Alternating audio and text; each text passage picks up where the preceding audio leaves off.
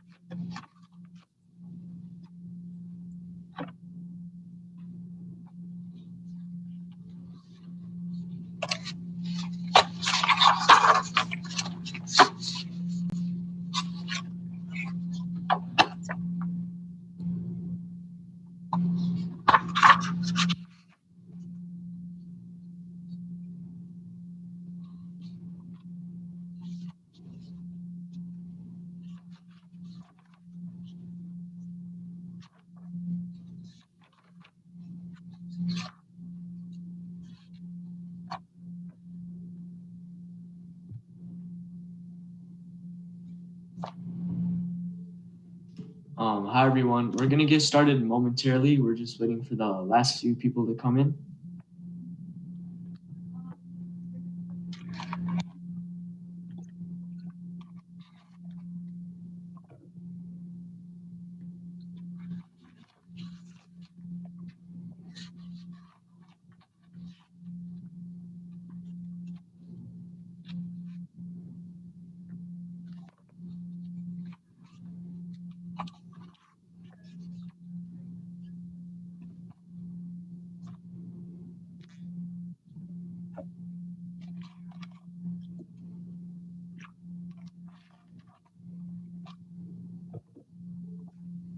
Okay, hi everybody. My name is Anthony Zong, and I'm the Youth Committee Chair of First Aid OnSite Foundation of America.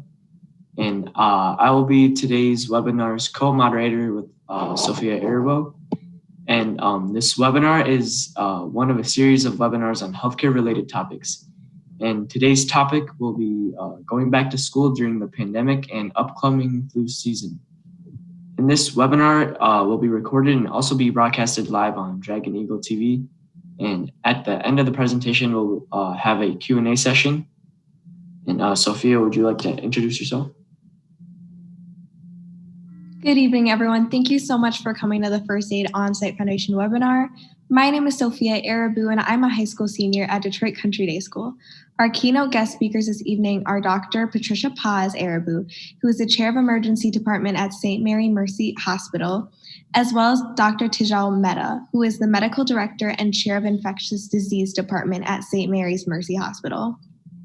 The final speaker is a fellow classmate at Country Day, which is Avi Desai, who is co-chair of the youth committee of First Aid OnSite Foundation and HOSA president at Country Day. The entire world has experienced great change over the last 7 months, especially with families with frontline workers. Many new challenges were presented to the entire community. Due to my mother being an emergency physician, I got to see those challenges firsthand. As most of the country's work life became virtual, healthcare workers had to go and work quickly to adapt new processes that were changing daily and new work attire that increased with PPE and other equipment, which is becoming harder to find during these times. Even in my own household, we had to adapt to new situations and problems that we never had to before. My mother would come home after a shift and change into new clothes before entering the basement, along with showering in order to reduce exposure to our family. Anytime she felt any unusual symptoms at all, she would immediately quarantine herself in the basement until tested for clearance. I know that my mother, Dr. Paz, and Dr. Mittal worked daily updating processes in the hospital with treatment plans and patients. They had to work in a changing environment and make quick decisions such as opening the drive-through COVID testing on the emergency department driveway and opening up new areas in the hospital to accommodate this influx of COVID patients. They met numerous hours during the day and after hours conversing for changes for the future. I am very proud to introduce Dr. Paz Erbo and Dr. Tejal Mehta, who were instrumental in guiding the hospital and community during this pandemic, as well as Avi Desai, who has an important presence in the community as leader and chair of HOSA and First Aid OnSite. Thank you.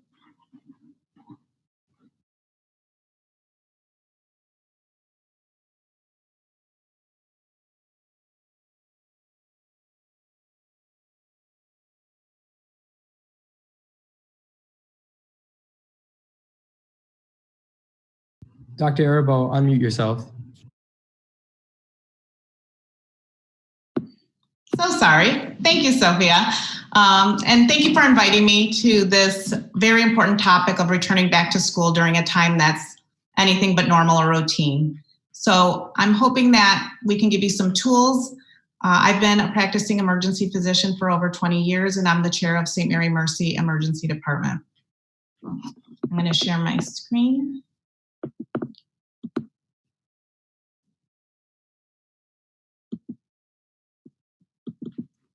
We'll be talking about a few things that will be different now moving into the new school year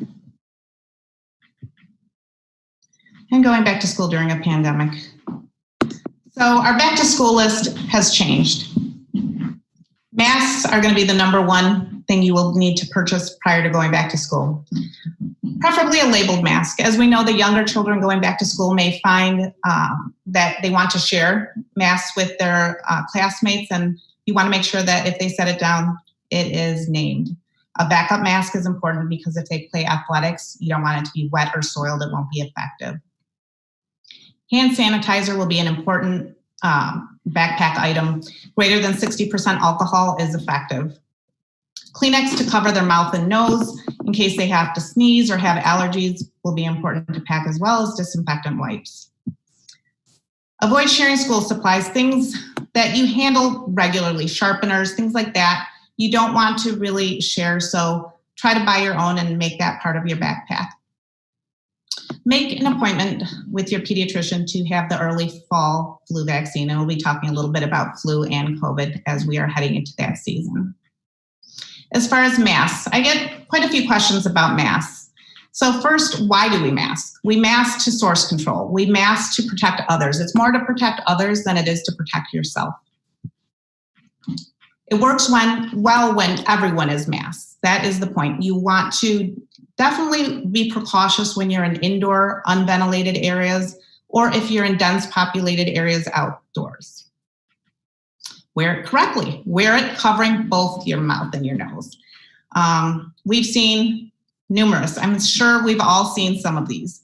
Do not wear your mask any of these ways. You don't want to wear it around your neck like a necklace, not like a headband, not under your nose or over your nose, not like a goatee, not an earring, and not a bracelet. This is not a fashion accessory. This is protection.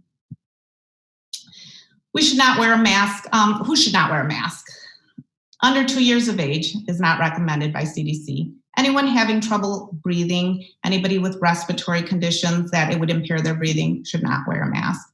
There's other options. Anybody incapacitated who can't remove it on their own should not wear a mask as well.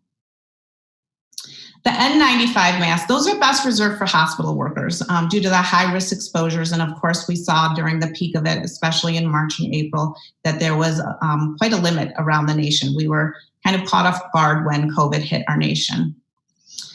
Cloth mask, that's the more commonly used. It's better to have fabric that's tightly woven, fabric that's cotton, more layers definitely preferred. You can add additional layers to the inside. You can buy disposable filters that you can place inside of those cloths. Some have little holders for them as well. They add additional layers of protection. Some are made with charcoal as well. Masks with exhalation valves, definitely not recommended. That's not helpful. It actually, if you are an asymptomatic carrier and you're not aware that you have COVID, you are exhaling through that and sharing that COVID virus with everyone around you. So not recommended. Here's some other, the gaiters. We've seen the gaiters are pretty popular among the young people, but as we know, those are not effective. It's single layer, it's stretchy.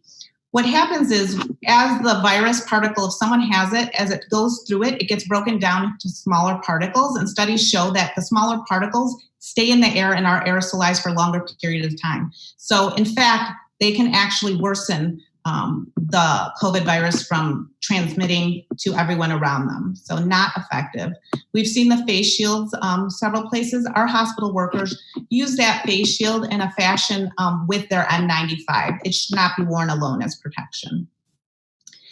Special situations like glasses. So people who wear glasses have noticed that they fog up easily. So if you're choosing a cloth mask, you want to choose one with a metal bar that can conform and make a seal around the nose.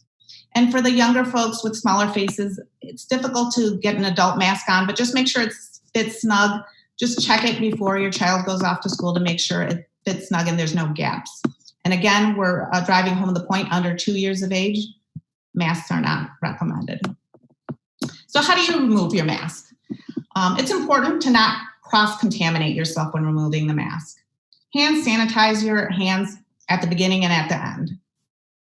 Remove them from the back. So you want to reach back there and take it off and lean forward as you're removing it. Avoid touching the front of the mask. Assume, because you won't know what is on the front of that mask, assume it is contaminated and avoid touching it. Pull it away from your face and then store it face down. One thing that I have shared with people is you can get just like a plastic disposable square sandwich box with a lid. And if you take it off and put it face down into that, you can cover it with the lid and you're not contaminating your car or other areas around you. And then when you remove it, it's already face down. Avoid touching your eyes, avoid touching your face. Those are mucous membranes, so easy to cross-contaminate. And then again, wash your hands afterwards. So I do get approached for, how do you take care of the masks afterwards? You buy them, you purchase them. Well, in order to kill the COVID virus, you have to have high enough temperature. So wash in the highest heat and wash in the highest heat that that cloth can tolerate. Dry on the highest temperatures as well. Now, if you use bleach, some people feel better adding bleach. The color safe bleach does not have the adequate concentration to kill the COVID virus. So you want to make sure you get within this range here, bleach that contains this percentage of concentration of the sodium hypochlorite. So why are we doing all this? This is the data I pulled from Michigan.gov today. So this is how we spiked back in the peak. March, we ramped up, and those were rough days in Livonia. At our hospital, we saw a majority of patients during this time, but thankfully things had calmed down and now we're seeing the ramp up again. And here we are in September. So although the intensity and severity of it, we're not seeing as much, thank God, as well as deaths, and Dr. Mehta will touch on that shortly. We still need to protect ourselves because there are immunocompromised people around us. We have all elderly relatives. We want to make sure we keep them protected. Mitigation strategies. How are we going to avoid spread? And it's important, especially seeing that we're peaking back up again. Avoid large gatherings if you can. At school, if there's large classes, try to spread out a little bit more. Physically distance. We hear the 6 foot, but it's actually studies are showing that it can be carried a little further. So whatever you can distance even further would be better. And most people we found are transmitting, this is the interesting thing about COVID, they're transmitting the virus even before that they're aware of symptoms. So it has already occurred, the transmission, by the time they're feeling any symptoms. I dropped my freshman son up to Penn State, and I saw this campaign through Penn State, Mask Up or Pack Up. So you want to avoid closed spaces, avoid any non-ventilated areas, keep the windows open, areas where people will be exhaling quite a bit, like the gym, choir, those things. You want to be extra cautious during those.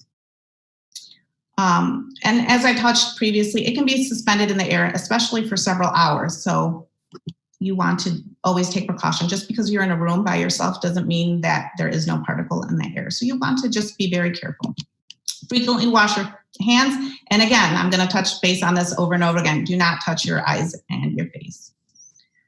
So we're going into flu and COVID season now. This will be the first year that we're going to actually talk about it together. And so there's some things that we need to know. The symptoms.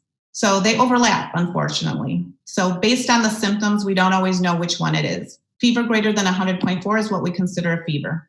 Cough, shortness of breath, difficulty breathing, fatigue, muscle, body aches, headache. Now this is interesting. The new loss of taste or smell, that's specific for COVID. Flu, you don't really have that shared as much. So that is one way some of our colleagues even have diagnosed themselves. They were not feeling very ill, and then suddenly they lost their taste or smell and got tested and realized that was why. Sore throat, congestion, runny nose, nausea, vomiting. That's another symptom that wasn't really well known in the beginning. And as we progressed with COVID, we realized that these GI symptoms were actually a symptom of COVID-19 and diarrhea. So when do you come see me? When do you come see me in the emergency department? Things that you need to watch out for are chest pain or shortness of breath, difficulty breathing, pressure, abdominal pain. Those all need to be worked up. If you feel so weak that you feel like you're about to pass out, if you're feeling dizzy, having visual symptoms, if you're suddenly confused, any sudden severe pain is always a good reason to come visit me in the emergency department. Uncontrolled bleeding of any kind. If you have persistent vomiting or diarrhea, you might need some IV fluids. It's supportive care for all of these viruses. So if it's intractable, you want to come to the emergency department. Any coughing up blood or vomiting blood is always an ominous sign, so you definitely want that checked out. Difficulty speaking because you're so short of breath that you can't speak. And this one is something that I do want to make sure everybody's aware of. So there's something called MIS-C. So it's not Missy, it's MIS-C. And so what that is the multi-system inflammatory syndrome that we see in children. So fever that is 3 days or greater plus GI symptoms, or fever of 3 days or greater plus a skin rash or conjunctivitis. So that combination is something that you need to be aware and watch your children for. That could be a sign of MIS-C, so you should bring them into the local emergency department, and there's a workup for that. We do blood work, and we see if they are in that inflammatory state, and if so, they do need observation and admission and a little bit further workup, which Dr. Mehta will talk about. But it's important for people to be aware and armed with the knowledge of what to watch out for and when you come see me in the emergency department. So what do you expect? When you go to the emergency department, what do you expect? Do you see an astronaut like this person on the left? That's during the peak period of time what I had to wear when I started my shift. So this is after changing and getting ready. We had to cover our hair. We had to wear goggles that made a nice seal around the face. Of course, the face mask, and then we had an extra shield over because during that period of time, Livonia did have high numbers, and so our emergency department was pretty much filled with COVID patients, and we had to do intubations and aerosol procedures like breathing treatments, which were much higher risk for anybody in the room. Thankfully, we're not at that time, we're not similar to that time at all. Our intensity of treatment is much different. On the right side picture here is my colleague, Dr. Chapman, and we had to implement a driveway testing, as Sophie alluded to. In order to handle the high volumes that came into the emergency department, we started this driveway testing. So patients would come, they would register, they would move to the next spot, and they would have their vitals and pulse ox checked for oxygenation. From there, they would be screened. And then once they're evaluated, if they were mild, which luckily most people were, they could be discharged to have the results sent to them on their MyChart app, and they would quarantine. So all of this happened pretty seamlessly. And they would be swabbed, of course. And we would do a send out, which usually took a few days in the peak of things. So they would quarantine until then. Now we're still continuing to do this driveway testing. It's a little bit different. We're doing a lot of back to school, back to work, mild symptoms. Thankfully, the intensity of treatment is not as much because people are not as ill as they were back in March and April. However, we can screen and bring them in. So what do you expect when you arrive to the emergency department? You expect people who are geared up with PPE. Anyone who arrives to the hospital, whether it is myself, staff, or patients or visitors, they all have to be screened at every entrance, and they're screened with questions and a temperature check. Everyone is given a mask if they don't have one. The nurse triages the patient to the appropriate setting, and then they're swabbed. So you're now going into fall season, you will be swabbed for flu and COVID as we get into peak season. So there's new treatments, new testing coming as well. Now, if your pulse ox is low, you might warrant a chest x-ray as well, and then blood work for the ill-appearing patients. During the peak of COVID, this is what we had to do. This is a portable chest x-ray that was done outside in front of the driveway. So when people would drive up and they were screened that they needed a chest x-ray, we were able to do it safely in an open ventilated area. As you see, there is no roof there. It's open. We were able to do it very quickly, and it was very safe because if you bring high volumes of COVID patients into the hospital, you are risking exposure to other patients, visitors, and staff. So for the mild symptoms, we were able to do a lot of the treatment outside, and people were able to be discharged home very effectively and efficiently. So thankfully, we said most people have mild COVID symptoms. So most patients are able to be discharged home, quarantine, and now the criteria has changed a little bit. It's 10 days from the initial symptom and 24 hours from the last fever, where you can go back and go to school or go to work.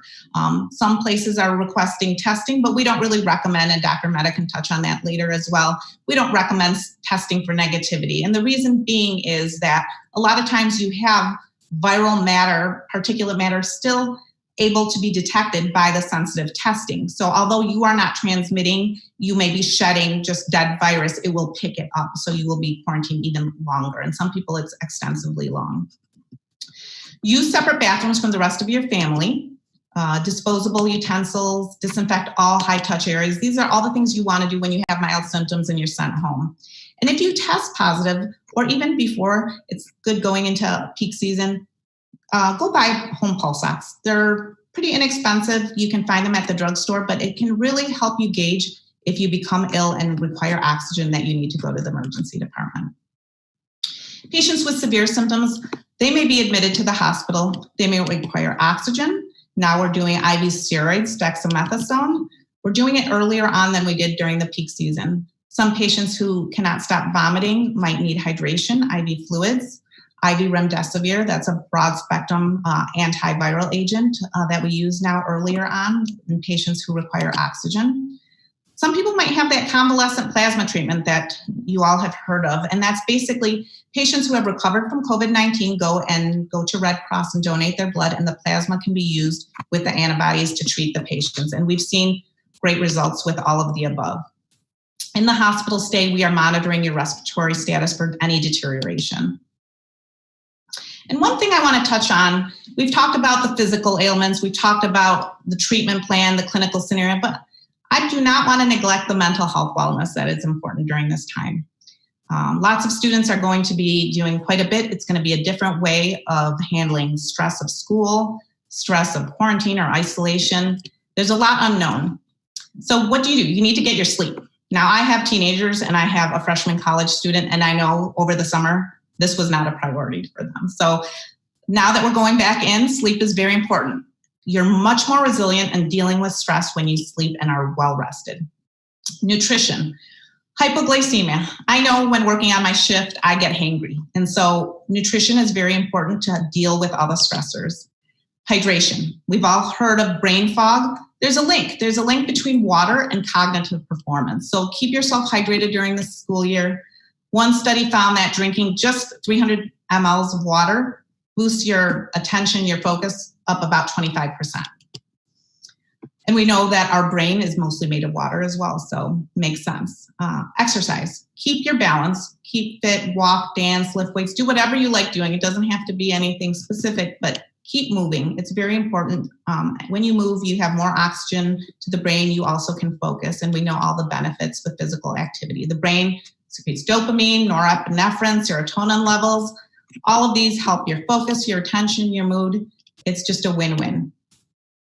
So some other things that you can do to help de-stress yourself are things that we use even in our emergency department. A lot of our staff does things. It's better to implement things that are just kind of a no-brainer.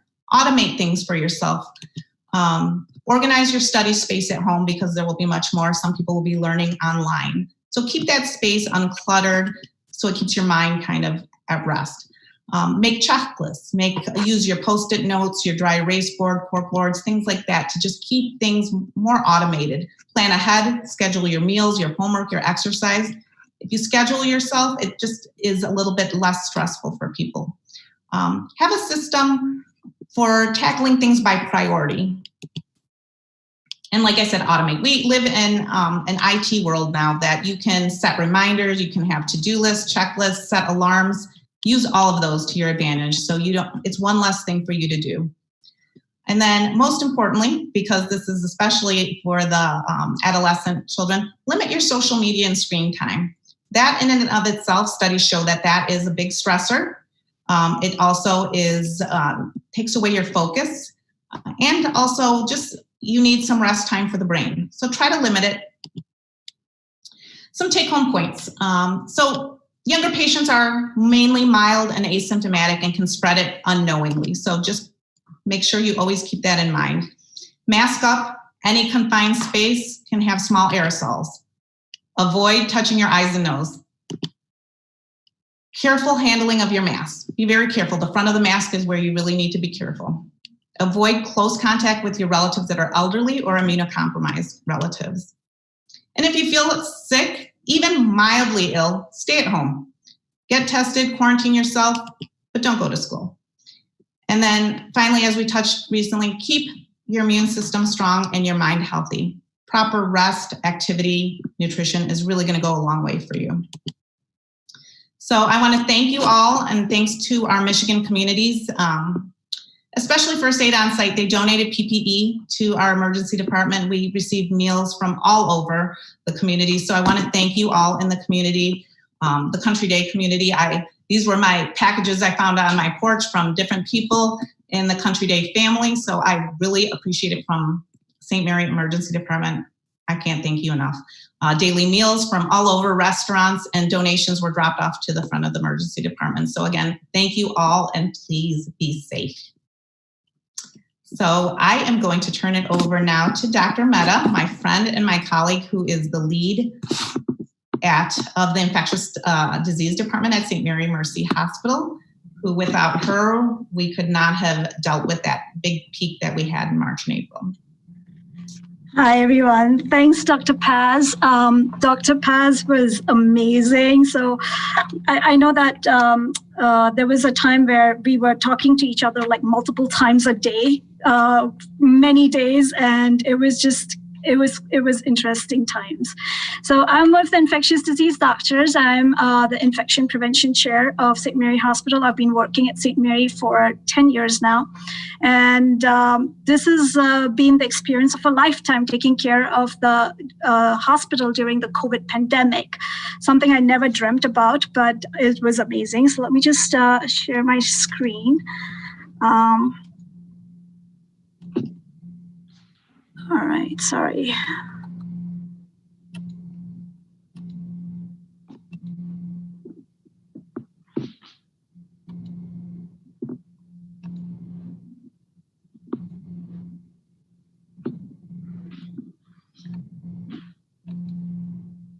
You can see my screen now? Yeah. All right. So, I just wanted to plug in that this has never been an exciting time to be an infectious disease doctor. So all you kids out there want to go into infectious disease, come on in. It's been an experience of a lifetime. And I can tell you it's just so life-changing, like you're learning every day, and a very exciting time. So what I'm going to do is I'm going to tell you a little bit about COVID-19, the SARS-CoV virus.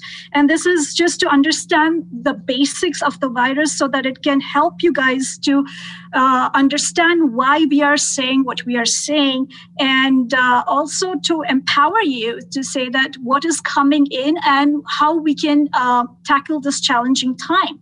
So we're talking about the overview, virology, the life cycle, how it is transmitted, the signs and symptoms, treatment, the hospital experience, lessons learned, prevention, and flu vaccination, and the flu season.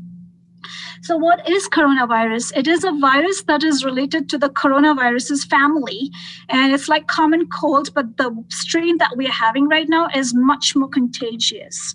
In just a few months, it has infected millions, and hence we say it's the pandemic. Now, this is not the first time that we heard of a coronavirus. We've known about coronaviruses. Now, there are at least 8 strains of coronavirus. So the ones that you see over here, the 4 strains over here are just common cold. And a lot of you may have had coronaviruses in the past and not even known about it, because first, we don't even test it because it wasn't that infectious. And second thing is that it was just like common cold. So maybe you had some mild symptoms and you wouldn't have even known about it. But what happened was we started seeing these more strains that caused more mortality in patients where people were dying. So that was in 2003, where we first noticed the strain of severe acute respiratory syndrome coronavirus, which is the SARS-CoV. And it was from the bats, but it did spread to the whole world. But there was a lot of deaths at that time too. Then came 2012 MERS virus, which is similar to the SARS, but it was originated in the Middle East, and it was more localized in the Middle East, but that was also coronavirus. And now we have the SARS-CoV-2 2019.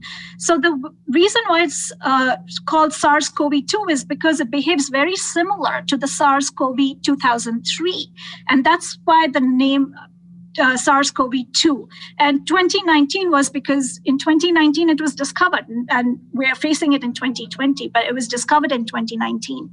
So I'm going to go through the virology, which is what the virus looks like. And that is very interesting to understand because each and every protein plays a role in how either we can protect the get a vaccine for coronavirus and how it attaches to our bodies and how it infects us. So I'm going to start with the main protein, which is the S protein. So you can see these spikes that you can there, which is called the S protein. It is the most important protein in the coronavirus. If you want to remember one protein in COVID-19, it is the S protein. That's something you're going to hear again and again, because that's where we are targeting our vaccine as well. This is the most important protein that attaches to the host cell receptors. So it attaches to our body through these spike proteins, and it fuses into the host cells because of the spike proteins. Then you come to the M proteins, which forms the membrane of the virus. And then the coil-like structure is the single-stranded RNA, because coronavirus is a single-stranded RNA virus. And then you see these red small little things over here. That is the envelope protein. The envelope protein, the interesting thing about it is it's made of these fatty layer. And once it comes in contact with soap and water, it breaks. So that is one of the interesting things about it, is that why are we saying wash your hands with soap and water? Because that will kill the virus, because one of the part is that the envelope protein, which is the fatty one. So that is about the virus. Now I'm going to go into the life cycle of the virus, how it gets into your body, how it replicates, and how it exits from the body and attaches to the other cells. So what happens is that there are these receptors, which everybody will hear about, the ACE2 receptors, which are at different organs of our body. But what SARS-CoV-2, it targets mainly is the respiratory epithelium, which is your lungs and your mucous membranes in the respiratory tract. It does need the ACE2 receptors, and it has high affinity to the ACE2 receptors. So it attaches to the ACE2 receptors through the spike protein. It binds to the cell membrane, and it fuses inside the cell. And then you have these buds. You see these vesicles-like structures. Once it gets into the host cell, it is very smart. It uses your host cell machinery to replicate and form new viruses. And that is the interesting thing about this virus, is because it has the single-stranded RNA, it can replicate by itself. So once it forms into these buds, it starts uncoating, which means that it releases this main nucleocapsid, which is a single-stranded RNA, which has the protease enzyme. It replicates into double-stranded RNA and forms proteins. Once they form these proteins and it replicates, it attaches to this ER, which is not the emergency room ER, but it's the endoplasmic reticulum. And it attaches there, and the endoplasmic reticulum belongs to the host cell, and that helps to form the membrane proteins. Once they get the membrane proteins, they go into the Golgi apparatus, which helps to package it into small virions. And now you see these small virions that has become, it releases from the cell through exocytosis, and it goes on to infect other cells. Now, what happens to this host cell? It causes apoptosis. It dies, and it releases a cascade of inflammatory cytokines into the body. So when you're coughing, you're choking, you're having difficulty in breathing, that's because the virus has infected these cells and the cells are dying. And that is literally the pathophysiology of this whole COVID-2. And very important is that whenever we try to treat the virus, we are using different things, like we are using remdesivir to inhibit the replication of the virus. And then we use steroids to block the inflammation after the cells break down. So those are the ways we're trying to treat this infection. So how is it spread? It is very, very important to understand this. It is spread from person to person through respiratory droplets from someone who is infected.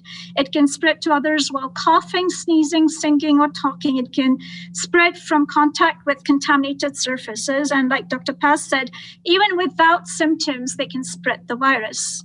Now, if I can ask everyone to just focus on this one slide and understand it, because if you just understand this one slide, then you yourself will be you won't have to question, why do I have to wear a mask? Why do I have to wash my hands? And why do I have to be at a 6 feet distance?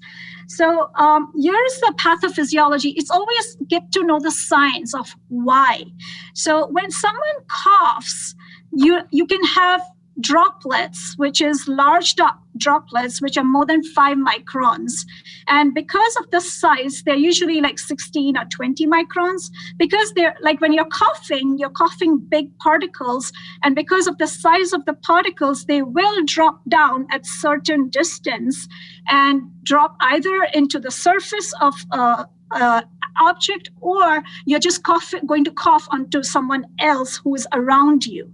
So that is where the droplet transmission occurs. So droplet is divided into 2 parts, that is direct and indirect. So direct is like if you stand close to your friend, let's say you're like, he doesn't have symptoms, but suddenly he starts coughing and you're not wearing a mask, he's not wearing a mask, he's coughing directly into you. And these are those droplets of viruses that are floating and going right into your nose, or you're inhaling it. Whereas let's say that you are far away from him, you're 6 feet distance, but he still coughs and it lands on the table and you accidentally touch the table and it's still viable, the virus, you accidentally touch your nose and there, boom, you've got it. So that is how it is transmitted through droplets.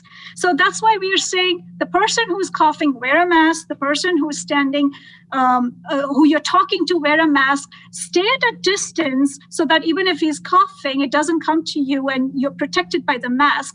And then a lot of times I feel like people are very much into like, oh, I have touched his mouth, I've touched his bag, now what is going to happen? Just focus on the hand hygiene more than anything else, because you have to understand, Dr. Paz, me, work in the hospitals where there are so many infected people, and there are a lot of times we don't know what we are touching. Like if I have touched the curtains or the knobs of the COVID patient, so we're not wearing gloves all the time. But what we do focus on is frequent hand hygiene. We are constantly using sanitizers, constantly washing hands, and avoiding touching your nose and face. So those are the things I would focus on. There is a component, let's say somebody sneezes. Sneezes is like a mist. So that is not a droplet. So this mist-like particles are less than 5 microns. And that is where, supposing if he sneezes and you're in the same room, you may inhale the particles because they're suspended in the air for a longer period. So that is where the airborne component comes in. So if you can just remember the droplet, airborne, direct, indirect, you will understand why it is important to be at a 6 feet distance, because even if it is a droplet or airborne, with the 6 feet distance, we are hoping that is enough to help prevent the transmission. With the mask, you're blocking those virion particles by washing your hands. You're not touching all these surfaces that are contaminated. So it's really important to understand that. So that is why I wanted to spend some time on this slide. And this kind of just shows the same thing, which is the droplet, the transmission, the mobile phone, again, the same thing. So I'll just skip this one. Then comes the reproductive number. This is an epidemiological marker. You will hear this in the public health departments where they talk, what is the R0 number? So this is important to understand. It is usually in COVID-19, it's around 3. So which means that how many people does it take to infect the other person, which means that one patient with COVID will infect 3 other people. Each 3 of them will infect 3 more people. And that's how it exponentially rises. The best reproductive number is 0. Basically, you don't want anything more than 1. And anything more than 1 is a bad thing. So where in COVID-19, we are saying the reproductive number is 3, which is not good because, as you saw, it can exponentially rise very quickly. The worst is the measles virus. One person will easily infect 12 to 18. Each one of them goes on to infect more. So that is the reproductive number that we see in COVID-19. Interesting thing is the influenza has a slightly less reproductive number than COVID-19, although it is still there. It started in Wuhan. It was first discovered on December 13, 2019. Hence, we are stuck with the 2019's COVID. Otherwise, it's pretty much 2020, but because of that. This was just the timeline. Our first death in the United States was February 29, 2020. I'm going to skip this. The symptoms, Dr. Paz did mention, already mentioned the fever, cough, shortness of breath. Most of them are respiratory symptoms. Important thing to remember is the incubation period, which means the time that you get manifest symptoms. So supposing you are with your friend who was COVID positive, and you are like, oh, I got exposed, but there's no symptoms I'm fine, which may not be true, because you might manifest symptoms after 5 days, and it can be up to 14 days. This is slightly different from flu, where the incubation period is up to 96 days. So it's important to remember that. And 80% have mild symptoms. Remember, I talked about the ACE2 receptors. Now, the ACE2 receptors are at different organs of our body. So lung, kidneys, brain, heart, vessels. So what you have to understand is wherever the ACE2 receptors are, that's where the COVID virus can go, attach, and shut down that part of your body. So it targets the lungs primarily, but when we saw the really, really sick patients during the March, where the elderly people came, they were having kidney failure, they were going on dialysis, they were getting mental status changes, and they were getting heart issues. A lot of them were clotting away because they were attached to the vessels, there was inflammation. So it can have a multi-organ damage to your body once you get to the moderate and severe part of the disease process. I thought this would be interesting for you guys to understand how the CAT scans look like, because this is early and this is late. This is the lungs that we are looking at, and it should be black. That means the air. So in the early part, you see these white opacities. That's the infection part of it. And when you go down to the late process, you'll see a lot of the disease process just getting worse. So this is how bad the lungs look like. The treatment part, you start them on oxygen right away. Then the remdesivir is specific for the coronavirus, actually. So it's a specific antiviral medication that we have. The methylprednisone and the tocilizumab is to block the inflammation. Remember when I talked about the apoptosis of the cells and the inflammation and the cytokines? We try to block the inflammation part by giving steroids and the tocilizumab.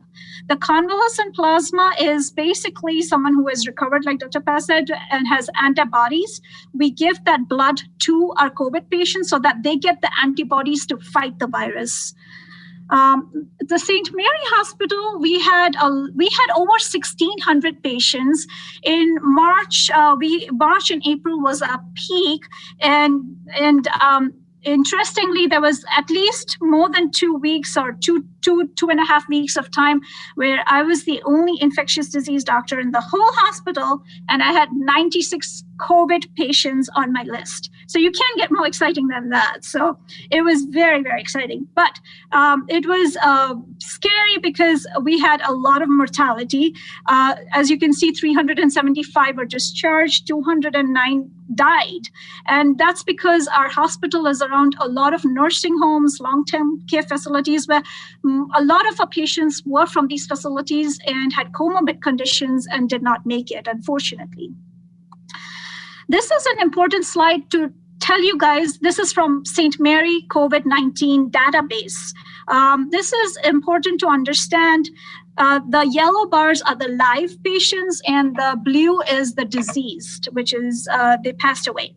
So what we notice is that by the time you hit the age 60 is when we started seeing patients having more that passed away and died because of their elderly age, comorbid conditions, whether it is heart disease, diabetes, COPD. But this is comparable to the national United States data, where by age 60 is when we see increased mortality in the patients.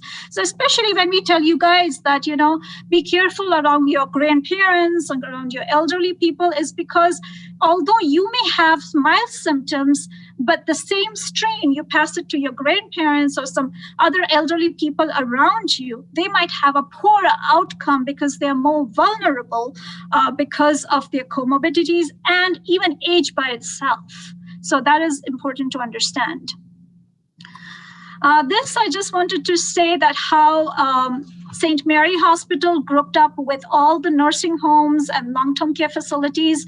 And we had a shared program where I went to the nursing homes and I explained to them how COVID virus transmits, what are the ways they can help prevent mitigation, how they can separate the patients over there, what are the PPE they can use. We asked the nursing homes, we have a whole ER team that went to the nursing homes and said what PPE they can give them, what are the testing supplies. So it was a very collaborative teamwork that we tried to handle the nursing homes, because it was going out of control, where there were so many patients who were just getting infected one after the other. It was like a domino effect. And they would just come to the ER. The ER was filled and the floors were filled. So those were the things we went through. This is how we started having the written instructions, how to wear PPE. We started having people understanding how to don and doff, cleaning, masking. This is how the teams look like. It almost looked like a war zone where everyone is covered from head to toe. You can only barely see their eyes. Even the patients, this is how we boosted each other's morale, where if there were COVID patients that were made it and they were getting discharged, we used to line the whole floor and clap for them. Because they went through so much, and then we were just there for each other. So this is basically, if you had to ask me in one word, what was the experience like? I think it humbled us all. We did not know what to do. This was the first time we were taken aback, because if you come with a heart attack, you come with a stroke, we know what to do. But this is the first time we were struggling. So it was a humbling experience, and we were at a loss initially, and even now, in fact, trying to learn every single day. We are still learning. So now we have a new mindset that we are going to move forward with. We are doing just like you guys, you're preparing for school. In the hospital, Dr. Paz, us, every day we are talking about how the hospital is going to be prepared once the next surge comes. We have meetings, we have an emergency management, we are checking a PPE inventory, making sure all the doctors, nurses, everybody have good enough PPE in case we get a surge back again. And one of the interesting things which Dr. Paz mentioned was the multiplex PCR that we have at St. Mary. In fact, all the hospitals will be having that, because now we are not going to check just for COVID. We're going to check for flu. We are going to check for respiratory syncytial virus. So if you come to the hospital with flu-like symptoms, runny nose, fever, we will be doing one swab, and we will be testing for 4 viruses. Whether you have flu, whether you have COVID, whether you have respiratory syncytial virus. Now, one of the questions is, can you get both? Can you get flu and COVID? And the answer is yes. If you're unlucky, you can get even 3. So there's nothing like you can't have it. It is possible. So yes, keep your 6 feet distance, practice hand washing, sanitize, cover, wear a face mask, avoid touching the eyes, nose, mouth, and stay at home if you're sick. We cannot emphasize that enough. Again, cleaning, just continue cleaning, with the electronic devices, cleaning products. And this is for the schools, where I think one of the things is when you're washing your hands, have these written instructions, diagrams spread all over. And something like what you're doing right now is getting educated and spreading the education around. If someone is sick in the school, they should be going home. What do we do if they come home? If they become sick in the school, things like that. So have a plan ready for everything. continue cleaning the environment. I'm going to go through some frequently asked questions for COVID and flu. Is there a vaccine for COVID-19? And the answer is no, we don't have it as yet, but it is coming in. Should I wear a mask to protect myself? Absolutely, yes. Please wear a mask. How long does the virus survive on surfaces? I think the answer varies. Sometimes it's 24 hours, sometimes it's longer. But the key is to wash your hands and sanitize your hands. Can I catch COVID-19 from my pet? We do not know any studies that show that the animals infected or they transmitted to humans. Who is at risk of developing severe illness? It is the elderly people, as I showed you in my graph, more than 60 years of age with comorbid conditions, diabetes, heart disease, and COPD, but the immunocompromised patients. Does antibiotics work for COVID-19? And the answer is no, because COVID-19 is caused by SARS-CoV-2, which is a single-stranded RNA virus. So it's a virus, and antibiotics works for bacteria. It does not work for viruses. So no antibiotics. What is the difference between flu and COVID-19? So there are two different strains. One is a SARS-CoV-2 is the virus for COVID-19, and flu is the influenza. You have H1N1, H3N1, different strains. They're different viruses. Will there be flu along with COVID-19 in the fall and winter? It is definitely possible because we're still having an uptick in COVID-19. We are yet to see what the numbers are going to look like. But just remember, you can have both flu and COVID. In fact, in St. Mary Hospital during the COVID surge, we had at least 3 patients who had both flu and COVID-19. So they were double whammy. It was, beating up their body. Can I have flu and COVID-19 at the same time? Yes, like I said, there can be co-infections. Is there a test that can detect both flu and COVID-19? Yes, there is the test that we're going to be using, which detects both. Is COVID-19 more dangerous than flu? And the answer is, it is showing more mortality, but again, both can cause serious illnesses, so we cannot take either one lightly. Are there any treatments available for flu? And the answer is yes. We have oral Tamiflu, we have intravenous Zanamivir, Peramivir. So we do have treatment for flu, and these are proven treatments. What viruses will the 2021 flu vaccine protect against?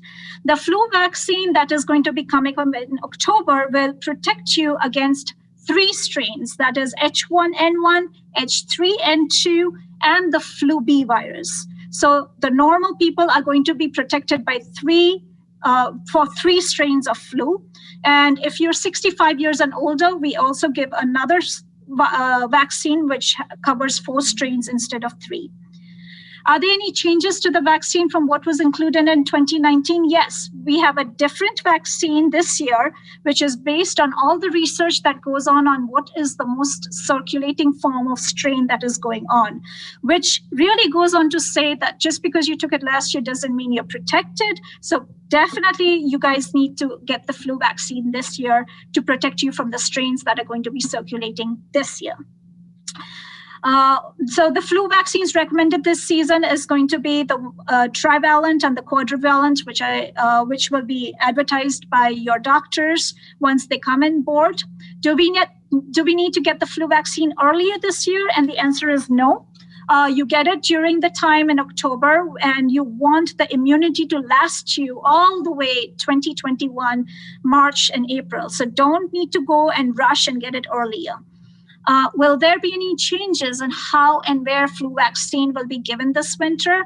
It is possible because of the social distancing that you will have to do. So that is something you have to find out early in advance. Does flu vaccine protect against COVID-19? And the answer is no. The flu vaccine does not protect you against COVID, but the flu vaccine will protect you from the serious side effects, from the serious illnesses of flu, which will help with the immune system in case you get infected with COVID-19. So it's important to get the flu vaccine because that's the best mechanism that we have to protect for flu. So fight flu, get a flu vaccine. The important thing is prevention, prepare, not panic, stay calm, be prepared. Also want to stress that get your information from reliable and accurate sources rather than buying into hype and misinformation. These are the websites I would recommend: the CDC, the ID Society, and the SHE Online. Also, this is something I feel is important, that one of our foundations of tackling this challenge is to be compassionate. So be kind, stay mindful of actions that could perpetuate discrimination or stigma associated with COVID-19. Keep calm and wash your hands. So please let us know what questions you have, and thank you very much for having us. Thank you, Dr. Mehta. That was a very informative, very interesting presentation. But now I would like to turn it over to my friend and also one of my peers at high school, Avi Desai. Hello, everyone. My name is Avi Desai, and I'm a student at Detroit Country Day. I am the president of the HOSA Club and a class board representative. Today, I'm going to be quickly mentioning what some schools are doing throughout the coronavirus pandemic and how you should handle yourself during school. This is just a really quick memo. So what my school is doing personally is giving our students a choice between online and in person. If you choose in person, wearing a mask is required at all times, and a student must be in the classroom at all times. Lunch will be delivered to whichever class you're in right before the period, so you'll be eating in your class. Each and every student must get a COVID test negative before attending in person. 6 feet must be maintained between students and faculty. Some of my friends that attend public schools have school online for around the first 3 to 4 weeks. Then discussions would be held of going in person. And some other public schools are fully reopening. Students, of course, must always wear masks and maintain social distancing. If you do feel scared or frightened of going back to school, just remember that your school will have precautions in place in order to maintain rules in line with the CDC guidelines. Make sure you retain social distancing and wear a mask at all times. If CDC guidelines do change, then still follow the school rules. The school will eventually change their rules to adapt to the CDC guidelines. And just remember, have fun. Thank you. Thank you, Avi. And I think that will conclude our presentation today. And I would like to thank Dr. Erbo, Dr. Mehta, and Avi for a really good presentation. And everybody, make sure that you are staying safe and taking the precautions that we discussed today. And don't forget to get vaccinated for the flu as well, on a side note. And so now we're going to move on to our Q&A session. And I see that we already have 3 questions in the Q&A. So we can get started with that. And we're running a little bit short on time here. So we're probably only going to answer the first maybe 3 or 4 questions. And if anyone else has any additional questions, I will drop a link in the chat, and you can ask your questions through the link. It goes to the First Aid OnSite website, and you can ask questions through the link. So Sophia Leo asks, is Remdesivir widely available now? So would Dr. Mehta or Dr. Erbo? Yeah, so yes, it's not through the public health department. We can actually purchase it. The hospitals can purchase it, and we have kept a stock of Remdesivir at our hospital. So we are not having any shortages of it, which is good. Yes, we can. It is widely available now.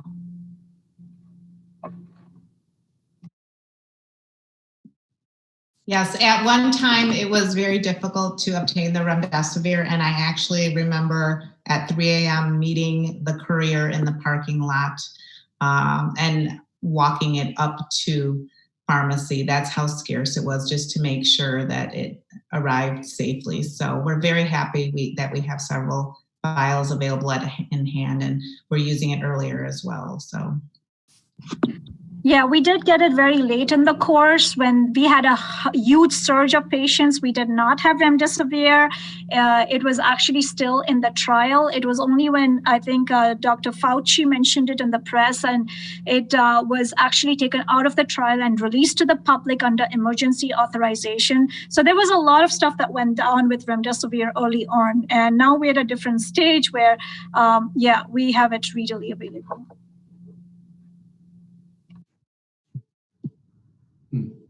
So our next question is, death rates seem much lower now compared to March and April. What are the main reasons? Is the virus less deadly now, or is the treatment better?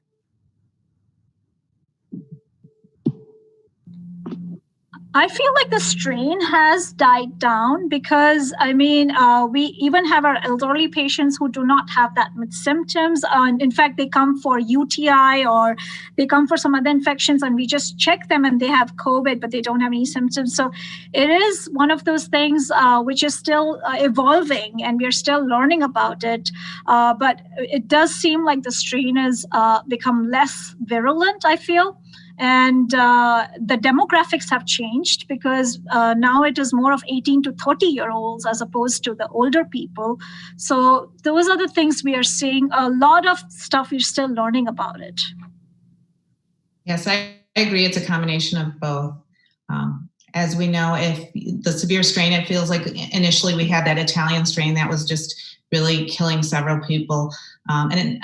It makes sense logically. If it kills the host, then the virus will die as well. So it mutated, and it seems like we're seeing, thankfully, a milder form. But also the treatment, Dr. Mehta has really been instrumental in treating even earlier than even before the recommendations were made. And we noticed just in our hospital that doing the steroids early, doing the remdesivir early, the convalescent, doing that earlier on in the course made a significant difference.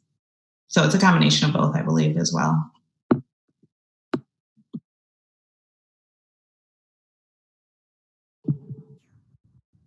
Okay, so the next question is UV light effective for killing the virus?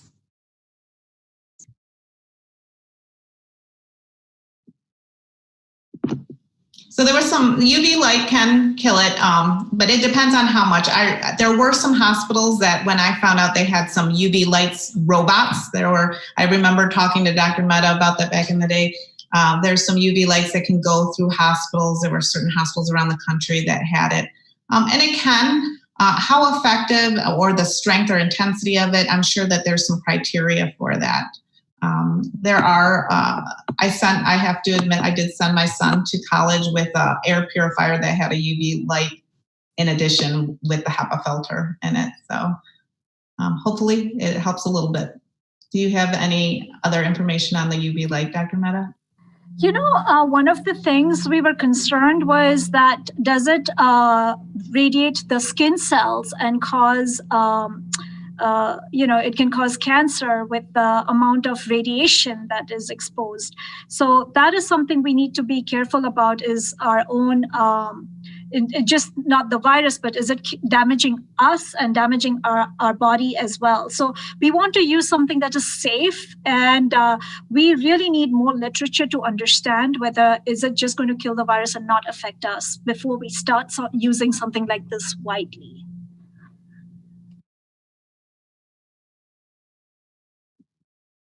So the last question was about gym class, and because we as Country Day School don't have a gym class in high school, so we personally don't have any rules abiding that, but we encourage you strongly to go check your own school's recommendations and protocol. Thank you. Thank you everyone for attending today's webinar, and I'll put a link in the chat for if anyone has any additional questions. And if you have any additional questions, you can click on the link and you can ask your question, and your question will probably be answered pretty soon. So thank you everyone for attending, and thank you Dr. Erbo, Dr. Mehta, and Avi for speaking today. Thank you for having us.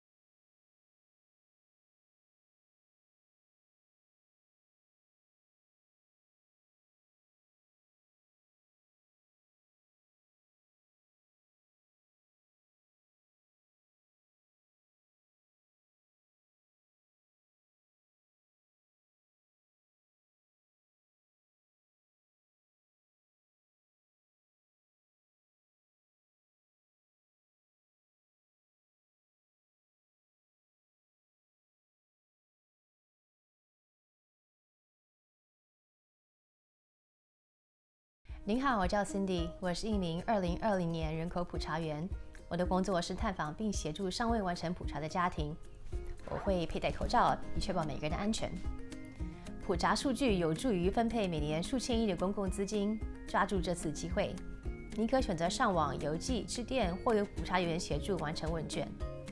你我未来由此展开，请上2020census.gov/languages 完成普查。